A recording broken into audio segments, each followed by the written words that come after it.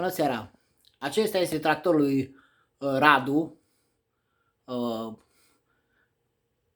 care lucrează la primărie și a parcat, uitați, în drum, în poartă la mine. N-am putut intra. Am chemat poliția, iar poliția lovește din nou. O să aveți înregistrările de la poliție. Polițiștii m-au sunat să-mi spună că nu vin, că ei sunt la Brastavăț. Deși o să ascoți cealaltă înregistrare, că o să fie niște înregistrări și o să vedeți unde sta poliția de fapt. La magazin, în centru, în satul nou. Că acolo știe poliția să-și facă datoria. Aici aveți toată înregistrarea, cum au stat și cum n-am putut intra în curte. În ăsta. De-aia știe. Poliția protejează oamenii care încalcă legea. Știm că, lucrând astăzi toată ziua, precis a fost și băut.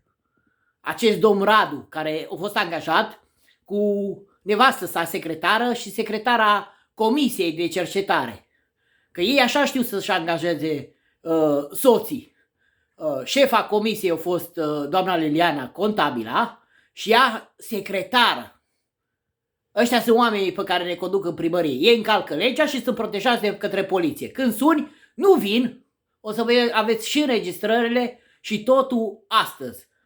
Cel târziu, mâine am să depun toate actele. Plus am să depun plângere din nou împotriva polițiștilor care nu iau măsuri împotriva lui.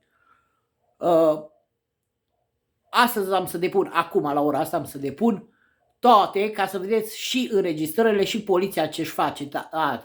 Fiecare o să fie pe alt tip de înregistrare. Când sunt la poliție, poliția vine, are treabă la Brastavăț. Ei tot timpul au treabă la Brastavăț, să bate cineva. Mint cu nerușinare. Când suni, nu mai vine nimeni. O să aveți acum o înregistrare și în 10 minute am să sun din nou la poliție să-i întreb. Mai vin astăzi, da? Să-i întreb pe cei de la Corabia, că ăștia la nu știu să vină. Ei totdeauna încalcă legea. Cei care încalcă legea în comuna Vădăstrița sunt sprijiniți de către poliția română. Asta cred eu, pentru că ori de câte ori suni, nu vin. Nu trebuie deranjați.